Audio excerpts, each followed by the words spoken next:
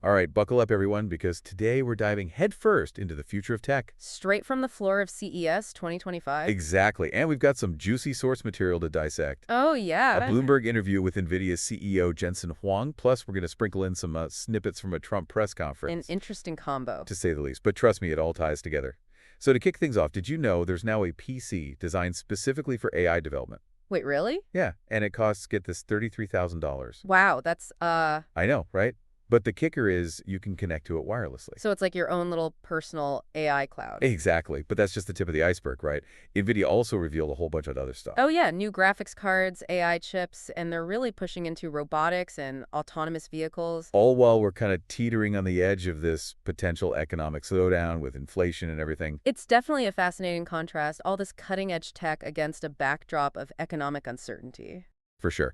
But let's start with something a little closer to home, something I think a lot of our listeners can relate to, graphics cards. Ah, the heart of any gaming rig. You know it. And NVIDIA is going back to its roots with this new RTX card. This one's aimed squarely at gamers and developers. And from what I hear, it's a real game changer. It is. This RTX uses AI to actually generate most of the pixels on your screen. Wait, so the AI is basically creating the images? In a way, yeah. Instead of rendering every single pixel, the AI predicts what should be there based on the surrounding visuals. That's insane. So 3 out of every 4 pixels you're seeing are basically conjured up by AI. Pretty much. It's called neuro-rendering, and it's insanely efficient. So does that mean you wouldn't need such a powerful computer to run these graphically demanding games? Potentially, yeah. That could make high-end gaming more accessible to a wider audience. And I imagine it could completely revolutionize game development.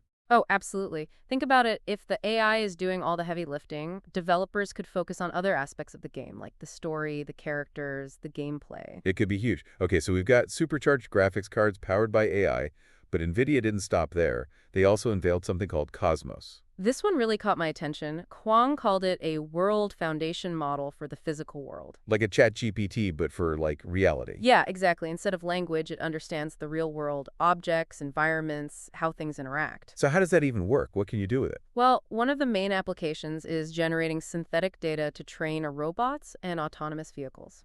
I don't quite follow. So imagine you're teaching a self-driving car to navigate a city. Okay, I'm with you. Instead of collecting tons of real-world driving data, which can be time-consuming and expensive, And dangerous. right? You could use Cosmos to create hyper-realistic simulations. Simulations with moving objects, pedestrians, changing weather conditions.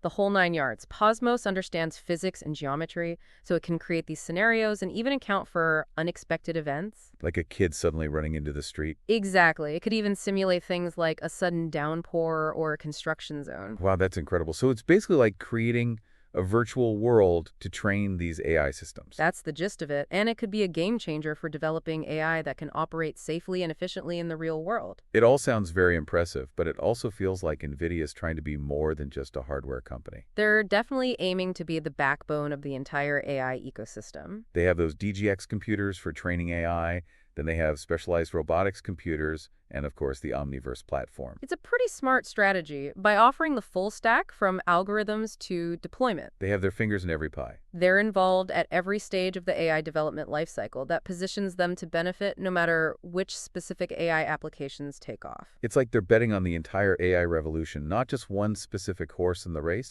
That's a good way to put it. And they're putting a lot of stock in robotics and autonomous vehicles. Kwong seems to be pretty bullish on those, right? Predicting billions of robots in the world eventually. Yeah, it's a bold prediction. He ties it to the current economic landscape, arguing that robotics will be essential for addressing labor shortages and boosting productivity. So it's not just cool tech, it's a solution to real-world problems. That's the narrative he's pushing, and he's also incredibly optimistic about autonomous vehicles.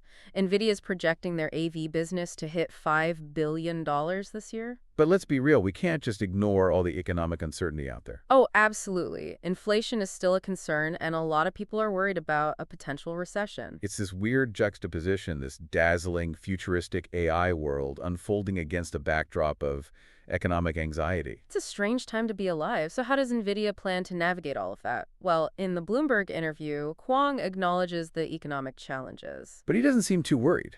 No, he remains remarkably optimistic. He calls AI the defining technology of our time, and he predicts continued growth, particularly in data centers and AI-driven computing. And this is where the Trump press conference gets really interesting. Even Trump, who's not exactly known for being a tech guru, is talking about the importance of AI. Yeah, it's kind of surprising, right? He specifically mentioned the need to ramp up electricity production to power all these AI systems and data centers. It's not every day you see a tech CEO and a former president agreeing on something this complex. It just shows how much AI is infiltrating every aspect of our lives, from the economy to politics. It's no longer some fringe technology, it's at the forefront of the global conversation. But with this widespread adoption comes a whole new set of political challenges. For sure. A new administration could throw a wrench into things where policies like tariffs or restrictions on technology exports. It puts companies like NVIDIA in a tough spot. Yeah, they need to protect their own interests while also staying on the right side of the government. It's a delicate balancing act. And then just to add another layer of complexity, we have the news about Tencent being put on the U.S. military blacklist. This Chinese tech giant, the one behind WeChat and all those popular online games, is suddenly caught up in the escalating tensions between the U.S. and China. It seems like it came out of left field. It definitely raised a lot of eyebrows, and it makes you wonder about the future of global tech. Are we headed towards this separation of the U.S. and China into two distinct tech spheres? With their own rules and standards. It's a possibility, and the impact could be huge, especially for a company like Tencent, which operates globally. It's a lot to unpack. We've got mind-bending graphics cards, the rise of robots, and a whole lot of geopolitical drama to sort through. We've barely scratched the surface. True. But I think it's time to take a closer look at some of the technical details. Let's dive a little deeper into how this stuff actually works. All right, let's get technical. Welcome back to our deep dive, folks. All right, so last time we touched on this whole neuro-rendering thing with NVIDIA's new RTX graphics cards. Right, where the AI is basically helping create the image. Yeah, that really blew my mind. But how does that actually work? Like, what's going on under the hood? It's actually a pretty big shift from how graphics cards have traditionally worked. Okay, so walk me through it. So in a typical GPU, all those pixels on your screen are all individually calculated. Right.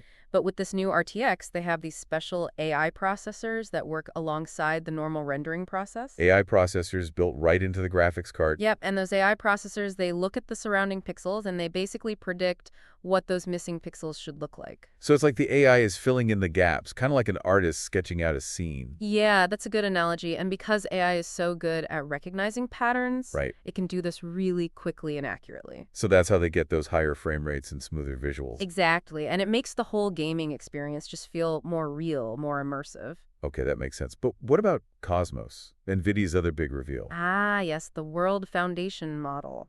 It's supposed to understand the physical world like ChatGPT understands language, but how does it even wrap its head around something as complex as reality? Well, just like any AI, it all starts with data. So he fed it a bunch of information about the real world. Tons of it. Physics simulations, 3D models, even video footage of real events. So it's like it has this giant library of knowledge about how things move and interact. Right, and from all that data, it learns the laws of physics, the geometry of objects, even human behavior. So let me guess. If you need to create a simulation, let's say for a self-driving car, You got it. you can just tell Cosmos to create a virtual city complete with traffic and pedestrians. And weather conditions, construction zones, you name it.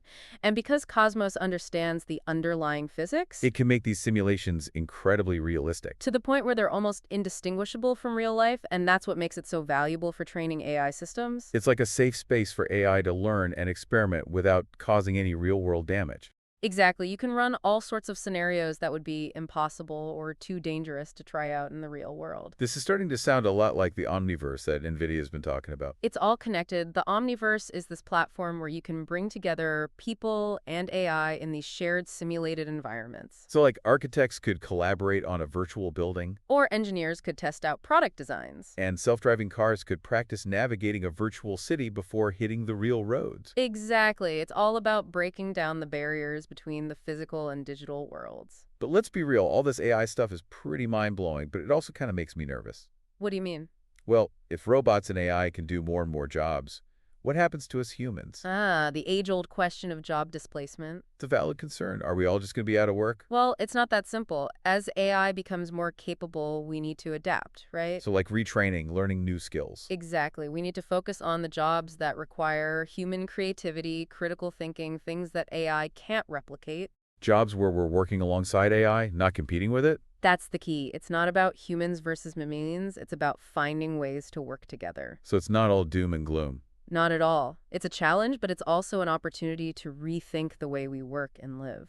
Okay, so we've covered the tech, we've talked about the economic implications, but we can't forget about the political elephant in the room. Right, the global landscape is shifting, and that's going to have a huge impact on the AI industry. Especially with the US and China kind of at odds with each other. It's a tricky situation for companies like NVIDIA that operate globally. So how do they navigate this geopolitical minefield? That's the question we're going to tackle in the final part of our deep dive. All right, let's dive into the political side of things. Okay, so we've marveled at the tech, pondered the economic ripples, but now it's time to face the music. The political landscape, right? Can't ignore that 800-pound gorilla. Yeah, especially with AI being such a global game, but the world's feeling kind of fractured right now. It's like this tug of war between collaboration and competition, you know? Exactly, and how does a company like NVIDIA, with its fingers in so many pies globally, how do they even play that game? It's tricky, right? They're a U.S. company, but so much of their manufacturing and partnerships are in China. Talk about being caught in the crossfire. They need to keep both governments happy, but the rules are changing so fast. It's like trying to dance on a moving train. One wrong step and it's all over. I mean, look what happened with Tencent, seemingly out of the blue. Right, one minute they're this global tech giant, the next they're on a U.S. military blacklist. That was a real wake-up call for the whole industry. It shows the stakes are high. This isn't just about economic competition anymore. It's about national security, who controls the future of AI, even the future of warfare. Makes you wonder how any company can plan for the long term when the ground's shifting so much. Well, I think for NVIDIA, a big part of it is diversification. Spreading their risk, not putting all their eggs in one basket.